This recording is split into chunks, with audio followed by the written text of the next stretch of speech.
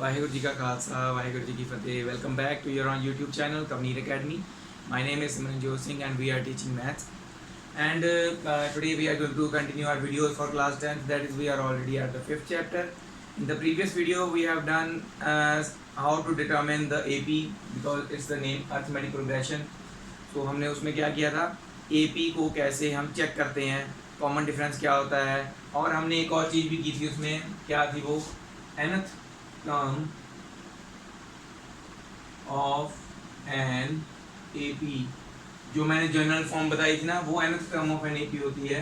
That means an is equals to a plus n minus 1 into d.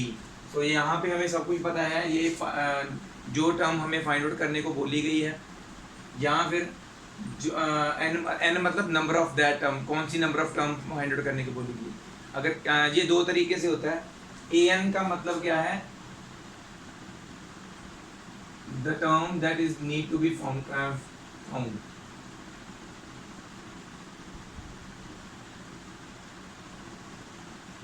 इसका मतलब ये है कि हमें एक टर्म ही दी होती है इस सीरीज की, कोई आगे ऐसे टर्म बताई होगी, पता करना है कि वो कौन सी टर्म है. अगर वो पता करना है कौन सी टर्म है, नंबर ऑफ दैट टर्म, कितने नंबर पे वो आती है इस सीरीज में, कितने नंबर पे वो आती है, उसकी पोजीशन क्या है, तो वो होता है, उस टर्म को हम ऐसे लेते हैं. अगर वो पूछते हैं n, सिर्फ n पूछते हैं, दैट मीन्स वो पर्टिकुलर टर्म के बारे में पूछ रहे हैं भी वो पर्टिकुलर नंबर ऑफ टर्म क्या है.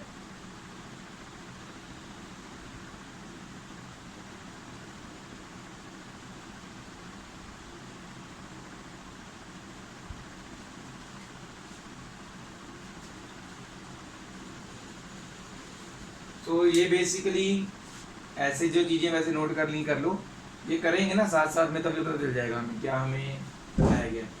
यहाँ पे देखो, find the 10th term of an AP. यहाँ पे हमें पूछा गया है 10th टर्म क्या है, मतलब n की वैल्यू दी हुई है. What is the nth term? nth term मतलब n की जगह पे 10th आ गया है.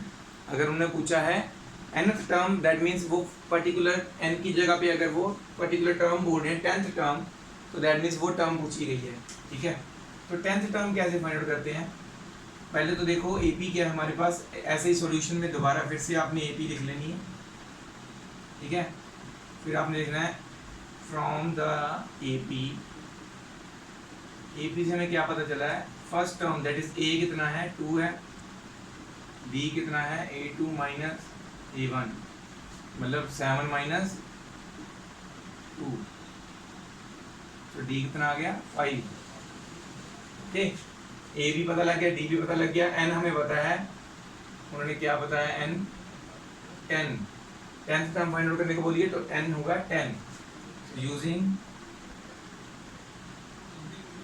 कौन सा फॉर्मूला यूज करेंगे? A N is equal to A plus N minus 1 into D.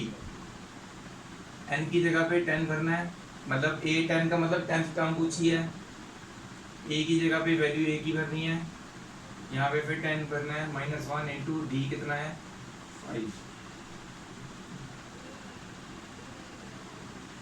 2 plus 10 minus 1 कितना होता है? 9 इंटू 5. तो यहाँ नीचे लिख देते हैं 9 5 45. सो 47 आ गई 10th टर्म. ठीक है. हमारी जो 10th टर्म है वो क्या है? 47. तो ये एग्जाम्पल थी, एग्जाम्पल 3. ठीक है. ये आपने नोट कर लेनी है. नेक्स्ट एग्जाम्पल में हमें पता चलेगा कि हमने कोई टर्म अगर फाइंड आउट करने को बोली है, तो कौन सी टर्म है, वो कितने नंबर पे आती है, वो वहाँ पे हमने n फाइंड आउट करना होता है. तो वो कैसे करते हैं? ठीक है. तो ये नोट कर लीजिए फिलहाल.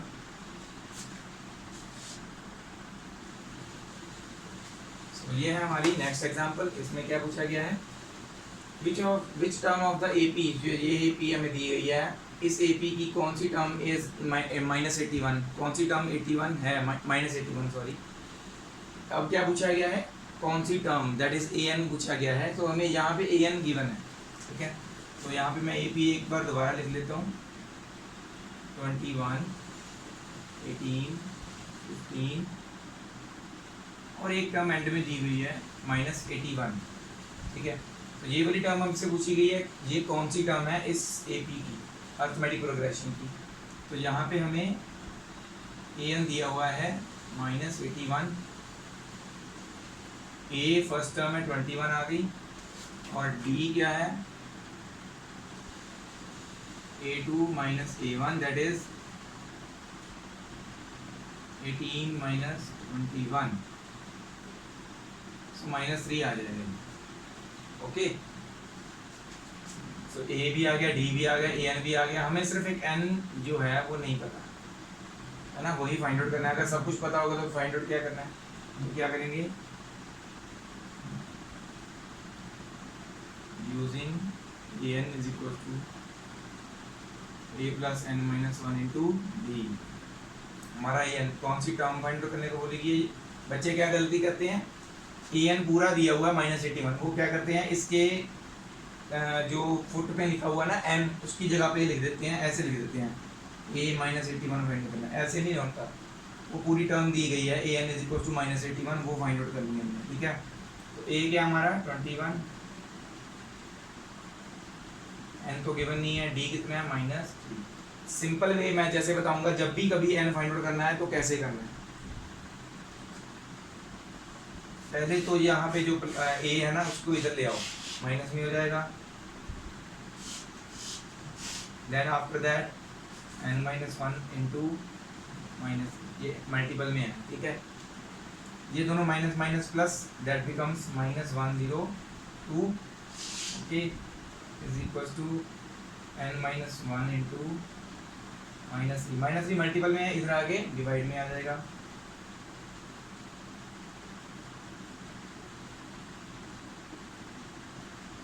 ठीक है,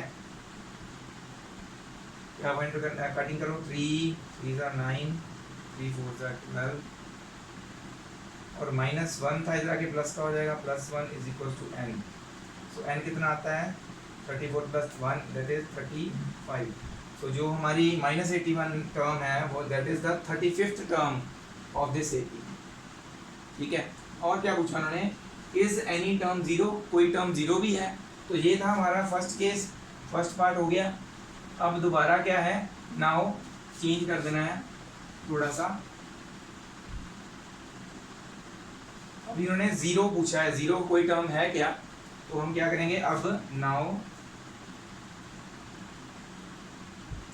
चेक करेंगे A N is equal to 0। ठीक है, क्या वो किसी क्या इसी एपी की टर्म है। ठीक है, अब ए एन को 0 ले लेंगे। देन ये जो हमने लिखी थी इसको इक्वेशन 1 लिख लो। इक्वेशन 1 बिकम्स ए एन की जगह पे 0 आ जाएगा। ए जो है हमारा 21 ही है, प्लस n-1 इंटू -3। मैंने आपको बताया था पहले इसको इधर लेके आना है। 0 - 21 is equal to n-1 into -3। -21 0 से कुछ भी माइनस नहीं होता, तो -21 एज इट इज रहेगा, -3 नीचे आ जाएगा, माइनस माइनस कैंसिल, 7 आ जाएगा, माइनस इधर आके प्लस का हो जाएगा, -1 7 + 1 is equal to 8, n is equal to 8. So 8th term, therefore 8th term is 0 of AP। मतलब कि 8th term है जो वो इस AP की 0 है। यहाँ पे 35th term है that is -81। तो रीजन बताना तभी था अगर हमारा आंसर 9 में आता। अभी तो रीजन बताने की जरूरत नहीं है, तो ये हमारा आंसर आ गया। ठीक है, ये नोट कर लीजिए। नेक्स्ट करते हैं।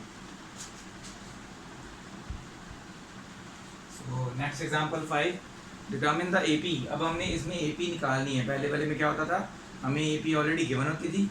इसमें क्या है, हमें अभी एपी डिटरमिन करनी, मतलब निकालनी है। whose third term is 5 and seventh term is 9। So solution में आते हैं। हम किसी भी एपी की फर्स्ट टर्म कैसे लिखते हैं, A1, सेकंड टर्म लिखते हैं A2, थर्ड टर्म कैसे लिखेंगे, A3 ना। सो हमें A3 कितनी गिवन है, इक्वल टू 5। ओके, और A7 कितनी गिवन है, 9। ठीक है, ये यहाँ तक क्लियर। उसके बाद देखिए ये थर्ड टर्म दी हुई है। हम A3 को, जैसे मैंने आपको पहले बताया था A1 को हम A लिखते हैं, A2 को हम A प्लस डी लिखते हैं, सो A3 को क्या लिखेंगे, A प्लस 2D लिख सकते हैं ना। इसी तरह से A7 को क्या लिख सकते हैं, A प्लस 6D, जो यहाँ पे गिवन है एक कम करके मल्टीपल विद D रख देना है, तो वो हम उसकी एक तरह से पर्टिकुलर टर्म की जनरल फॉर्म हो गई है। Okay, so that is A3 को हम A प्लस 2D लिखेंगे, A7 को A प्लस 6D लिखेंगे। जब भी ऐसा क्वेश्चन आए तो आपने इसको ऐसे ही लिखना है, जैसे कि टर्म्स दी हों, AP डिटर्मिन करनी हो तो कैसे करनी है, ए जो भी हमें टर्म्स दी गई हैं just write their general form. A plus 2D कितना हो गया 5 and A plus 6D is equal to 9, मतलब कि इसको मैंने ऐसे लिख दिया यहाँ पे इक्वल टू 9 वैसे ही चल रहा है, इसको मैंने A प्लस 2D लिख दिया इक्वल टू 5 वैसे ही है, मतलब इसकी जगह पे ये लिख दिया इसकी जनरल फॉर्म, इसकी जगह पे इसकी जनरल फॉर्म लिख दी। तो ये हमारे पास दो टर्म्स आ गई। हमने थर्ड चैप्टर में ऑलरेडी किया हुआ है, पिछली वीडियो भी मैंने बनाई हुई है। जो भी वीडियो आपको नहीं मिल पाती है आप मेरे नंबर पे कांटेक्ट करके मुझे पूछ सकते हैं भी इस टॉपिक के रिलेटेड वीडियो कहाँ पे है, तो आई will send you the link of that video. Okay, तो ये हमने किया था सिंपल ए सेम हमारा जो है ना। तो क्या करेंगे, एलिमिनेशन मेथड लगा लो। This is your first equation, this is second equation 1 minus equation 2, A plus 2D is equal to 5 ऊपर, A plus 6D is equal to 9 आ जाएगा नीचे, माइनस माइनस माइनस ये दोनों कट हो गए, माइनस 4D आ गया, यहाँ पे माइनस 4 आ गया, माइनस 4 जो है इधर आके डिवाइड में आ जाएगा, D कितना आ गया 1। तो पुट करते हैं दोनों में से किसी भी एक इक्वेशन में, मैं 1 में कर लेता हूँ, 1 में पुट किया, A plus 2 into 1 is equal to 5, 2 into 1 कितना होता है 2, 2 उधर जाके हो जाएगा माइनस।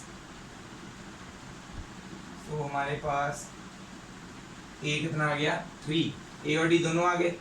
तो हमारे पास अभी हमने क्या करना है, AP डिटर्मिन करनी है, सीधा सीधा सब देखो, A तो है ही हमारे पास, A2 निकाल लो, A3 ऑलरेडी है, A2 कितना है A plus D, that is 3 plus 1 4 आ गया। ऐसे ही A3 तो ऑलरेडी है हमारे पास, A4 निकाल लो, 4 टर्म्स निकाल लो, चलो A plus 3D, 3 plus 3 into 1, तो ये कितना आ जाएगा 3 प्लस 3 दैट इज 6 आ जाएगा A4। तो AP इज पहली टर्म लिखो 3, अगली 4, उससे अगली 5, उससे अगली 6, ये AP हमने डिटरमिन कर ली। So the AP is determined. ऐसे एग्जांपल को सॉल्व किया जैसे मैंने, ऐसे ही क्वेश्चन भी आएंगे एक्सरसाइज में, तो वो वहाँ पे आपने खुद करने हैं, ठीक है। इसको अच्छी तरह से समझ लीजिए, आपके लिए मैं जो एक प्रैक्टिस वर्क है that I will give you from the exercise, ये नोट कर लीजिए। सो ये हमारी नेक्स्ट एग्जांपल है 6। एग्जांपल्स बहुत ज़्यादा हैं वैसे, तो हो सकता है आज की वीडियो में सिर्फ एग्जांपल्स ही हो पाएँ, तो कोई बात नहीं, ऐसी तो नेक्स्ट वीडियो में फिर थोड़ा सा एक्सरसाइज जो है जल्दी हो जाएगी, ठीक है। तो example 6 we have, check whether 301 is the come of the list of numbers, these are the numbers that are given to us. So list of the numbers AP ही दी हुई है ये, तो कंफ्यूज नहीं होना। सो ये हमारे पास AP है, इस 301 इसकी टर्म है कि नहीं है ये पता करना है। तो ये हमें नहीं पता ये कौन सी टर्म है, तो ये हम क्या लेंगे AN, ठीक है, चेक करने के लिए कौन सी टर्म है ये, अगर है तो कौन सी टर्म है, अगर नहीं है तब भी पता चल जाएगा, ठीक है। सो पहले सॉल्यूशन में AP लिखेंगे कि क्या है 5, 11, 17, 23, ओके। तो 301 कोई भी एक नंबर लेना है हमने, A हमारा 5 है, B हमारा A2 माइनस A1, 11 माइनस 5, 6 आ गया D, ठीक है, यही चाहिए हमें। N हमें नहीं पता क्योंकि हमने फाइंड आउट करना है कि ये कौन सी टर्म है। So AN is equal to A plus N minus 1 into D। AN कितना है हमारा 301 इज इक्वल टू A कितना है 5, N माइनस 1 इंटू D कितना है 6। तो 301 में से 5 माइनस कर देना है, इक्वल टू क्या बचा, n-1 इंटू 6। ओके, तो इसको माइनस किया तो कितना आ जाएगा, दैट विल बी 296। ठीक है, और 296 जो है 6 से तरह के डिवाइड में आ जाएगा। We are left with n-1 there. So 6 के साथ डिवाइड करो, क्या ये होता है, पहले 2 3 जार 6 करते हैं, 2 1 जार 2, 2 4 जार 8, 2 8 जार 16। ठीक है, उसके बाद 3 पे करके देखो, 3 पे जाता है, 3 4 जार 12, 2 बचता है 28 आ जाएगा। 28 तो 3 के टेबल में आता ही नहीं है, तो ये जो है सॉल्व नहीं होगा आगे। ठीक है, तो क्या करेंगे, 148/3 माइनस 1 जो था इधर आके प्लस का हो गया, is equal to n is equal to, इसको सॉल्व कर लेंगे, 148 + 3 डिवाइडेड बाय 3, तो क्या आ जाता है ये 151/3। तो n is not a natural number value. जब n मतलब कि नंबर ऑफ टर्म, तो नेचुरल नंबर वैल्यू होनी चाहिए थी। जब ये डेसिमल में आएगी, क्योंकि ये भी कटिंग नहीं होगा 3 से, अब ये डेसिमल में आएगी, है ना। अगर ये डेसिमल में आ रही, दैट मीन्स कोई एक पर्टिकुलर नंबर इस पोजीशन पे नहीं है 301 इस सीरीज में, तो दैट मीन्स ये इसकी वैल्यू है ही नहीं, ये इस सीरीज में आता ही नहीं है। तो क्या लिखेंगे, n is not a natural number, n एक नेचुरल नंबर नहीं है। सो 301 is not any term of the given AP। so वो given AP की कोई भी टर्म 301 नहीं है। ठीक है, ऐसे ही कोई भी हम चेक कर सकते हैं टर्म पूछी गई हो। ठीक है, तो ये नोट कर लीजिए। नेक्स्ट एग्जांपल करते हैं हम। नेक्स्ट एग्जांपल 7 एक एक करके ही करेंगे हम। ठीक है, थोड़ा इजी समझ आता है, स्पेस काफ़ी होती है हमारे पास। How many 2 digit numbers are divisible by 3। 2 digit numbers की बात हो रही है, तो डिविजिबल बाय 3 नंबर्स जो हैं वो कहाँ से स्टार्ट होते हैं एक्चुअल में, that start from 3 6 9 12 15 18 and so on. 2 digits number and कहाँ पे होते हैं, एट 99। उसके बाद तो 3 डिजिट नंबर दैट इज 100 आ जाता है। तो हमने चेक करना है कि 99 3 से डिविजिबल है, साइड में चेक कर लेंगे।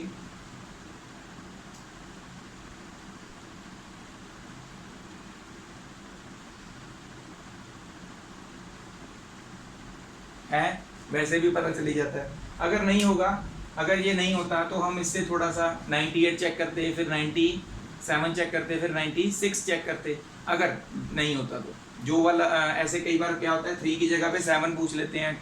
ठीक है, how many 2 digit number are divisible by 7, तो 7 वाले हमने लिखने थे।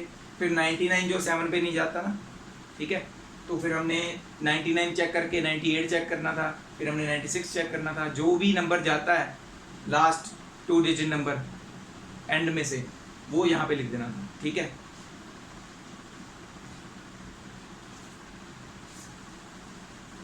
तो अभी हमारे पास देखिए उन्होंने बोला क्या, हाउ मेनी 2 डिजिट नंबर्स। तो हमारे ये जो 3 6 और 9 है, ये तो 1 डिजिट नंबर है, तो ये वाले नंबर्स इंक्लूड नहीं होंगे। तो हमारी सीरीज कहाँ से स्टार्ट होगी, that is start from 12।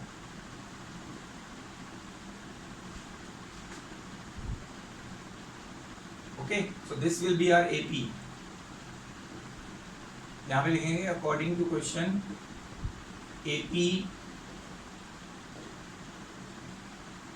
Is, क्या होगी AP, ये होगी AP। ठीक है, वो तो हम सीधा लिख सकते हैं।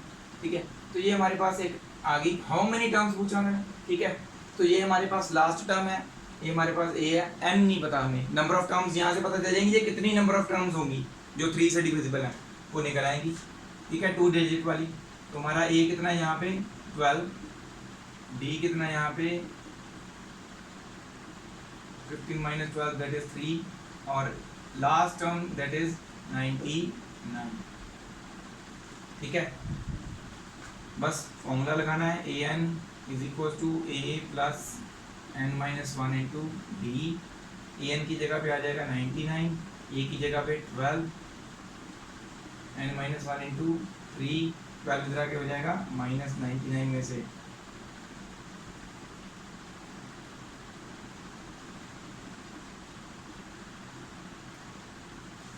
तो जब ये माइनस होगा मतलब 10 माइनस की 89, 2 और माइनस की 87, 3 इधर आके डिवाइड में आ जाएगा, ये मल्टीपल में है ना, यहाँ पे डिवाइड में हो जाएगा। 3 n माइनस वन बचा उधर, 3 2s are 6, 3 9s are 27, 29 आ गया। 1 इधर आके फिर प्लस हो जाएगा 29 के साथ, तो n कितना आ गया 30। So there are 30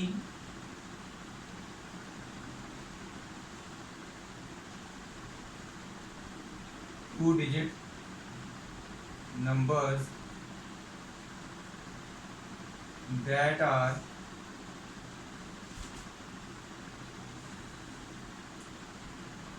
divisible by 3। तो हमारे पास कितने नंबर्स हैं? 30 टोटल नंबर्स हैं जो 3 के साथ डिविजिबल है। ठीक है, तो ये आपने अभी नोट कर लेना है। नेक्स्ट एग्जांपल करते हैं अभी। नेक्स्ट हमारी एग्जांपल 8। ठीक है, मैं बताना भूल गया, एग्जांपल 7 है जो वो पेपर में आई हुई है, काफ़ी बार आई है, तो 2 मार्क्स में आती है। वो बहुत इजी एग्जांपल है, वो आप अच्छी तरह से कर लेना।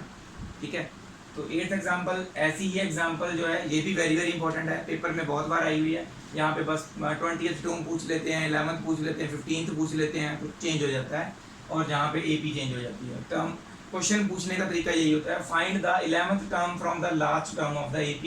This is the AP given to us. From the last का मतलब क्या है, जो हमारे पास ऐसे सपोज करो एक 1 2 3 4 5 6 एंड सो ऑन 100 तक मान लो होगा। पीछे से उन्होंने 10th टर्म पूछी है, अगर इसके इस AP के पीछे से 10th टर्म पूछी है तो हम क्या करेंगे, 100 99 98 97 96 95 ऐसे वापस चलेंगे और फिर काउंट करेंगे 1 2 3 4 5 6 एंड सो ऑन। हमें पता चल जाएगा अभी 10th टर्म क्या है पीछे से, फ्रॉम द बैक। ठीक है, बट क्या ये अप्रोप्रिएट मेथड हुआ?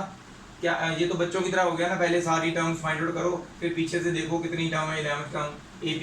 क्या हम ऐसे सॉल्व करेंगे? हमारे पास फॉर्मूला होने का फ़ायदा क्या हुआ? फिर हम इस AP को भी लिख सकते हैं, D फाइंड आउट करके वो पीछे से कुछ टर्म्स ऐसे वापस लिखना शुरू कर दें तो 11th टर्म आ जाएगी, हो सकता है। बट फॉर्मूले का फ़ायदा क्या हुआ फिर? अगर उन्होंने 25th टर्म पूछ ली, अगर उन्होंने 50th टर्म पूछ ली, तो क्या आप पूरा टाइम ऐसे निकालोगे? नहीं ना। तो इजी वे क्या है मेरे हिसाब से? इजी वे क्या है, और भी मेथड्स कई करवाते हैं, तो सबसे इजी वे मैं आपको बताता हूँ। ठीक है, तो पहले ये रब कर देते हैं। मेरे हिसाब से सबसे इजी वे क्या है, रिवर्सिंग द AP को ही रिवर्स कर दो, बैक करके लिख दो। पहले तो सिंपल लिखो AP क्या दिया हुआ है हमें, 10 7 4 -62 तक। ओके, जस्ट D फाइंड करो। जब रिवर्स करना ना, अभी सिर्फ D चाहिए हमें। ठीक है, D कितना है हमारा, A2 - A1 7 - 10, सो -3 आ गया हमारा D। अगर हमने AP को रिवर्स करना है, ठीक है, तो क्या करेंगे,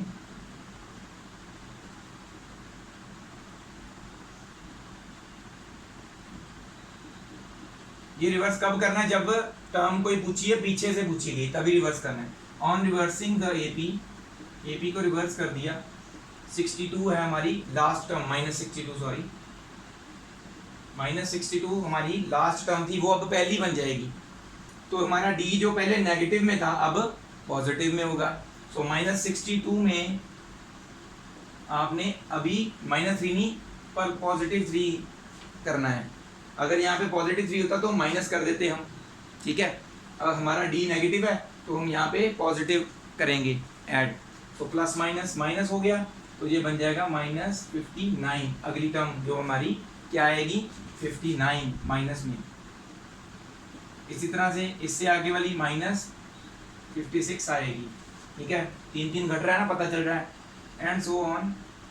तो ये टर्म्स भी रिवर्स में लिखेंगे, पहले 4 आएगा, फिर 7 आएगा, फिर 10। तो अब हम according to reversing the AP हमारी फर्स्ट टर्म अब ये बन गई है, लास्ट टर्म 10 बन गई है, जो पहले हमारी फर्स्ट टर्म थी। रिवर्स कर दिया तो चेंज हो जाएगा ना।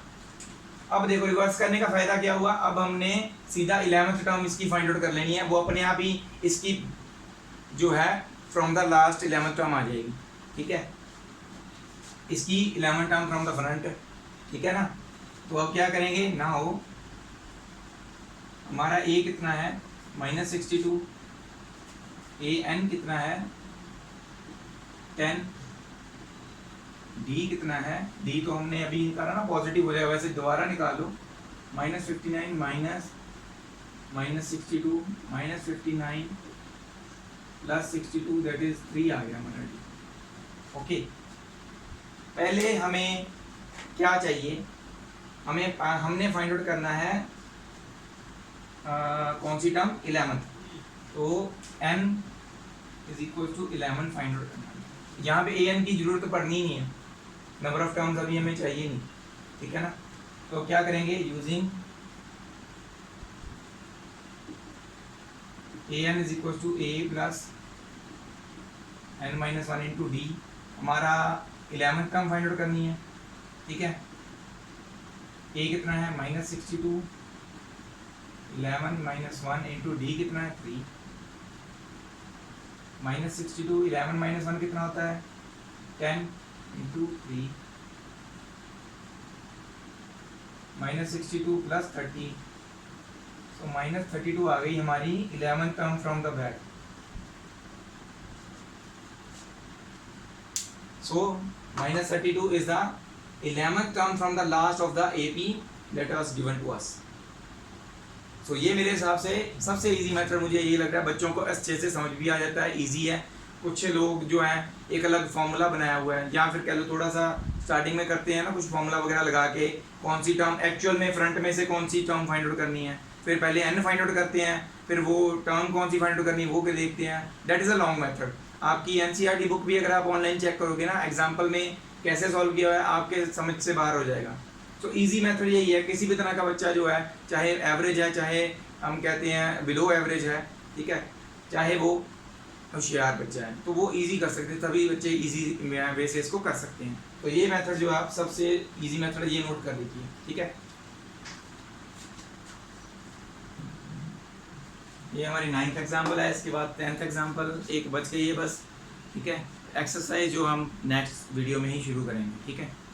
तो इस एग्जाम्पल में क्या बोला गया है, a sum of ₹1000 is invested at rate of 8% simple interest per year, calculate the interest at the end of each year, do they form an AP, if yes then find the interest after 30 years.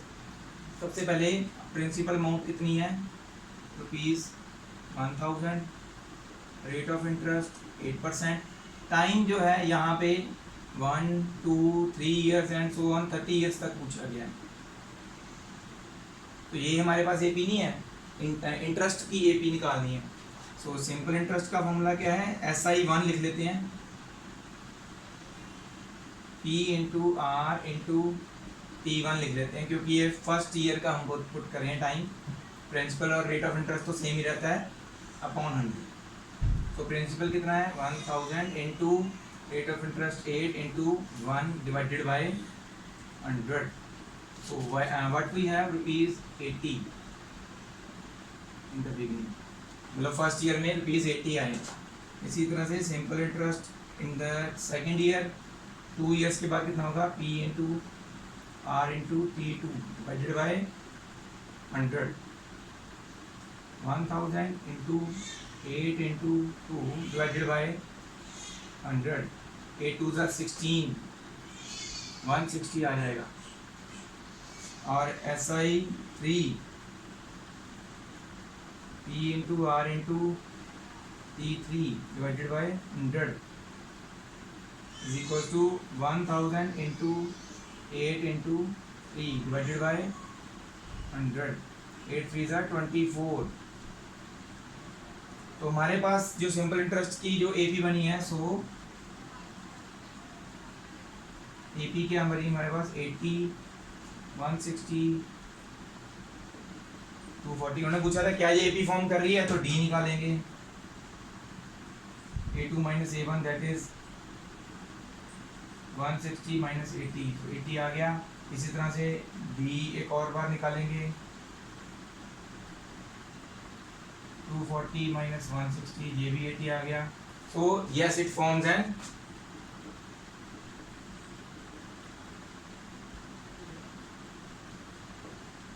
AP, तो ये AP form कर रही है, ठीक है। AP अगर ये form कर रही है तो दैट मीन्स हम 30 ईयर्स का भी निकाल सकते हैं। 30 मतलब एन, अब हमने पहले 1, 2 और 3 ईयर्स का निकाल लिया, अभी 30th टर्म निकालनी है। जस्ट सीधा जो यहाँ हमारे इंटरेस्ट रेट बन रहे हैं ना एपी में, अभी 30 ईयर्स में 30th टर्म निकालनी है। तो ए कितना है हमारा 80, डी भी कितना है 80, एन हमारा 30, ठीक है। हमने ए 30 निकालना है, ठीक है। पहले लिख लेते हैं फॉर्मूला। फॉर्मूला लिखना बहुत जरूरी होता है पेपर में। अगर आपने फॉर्मूला भी लिखा है, अगर आपका आगे गलत भी हो गया है तो आपको एटलीस्ट फॉर्मूला का नंबर जरूर मिलता है।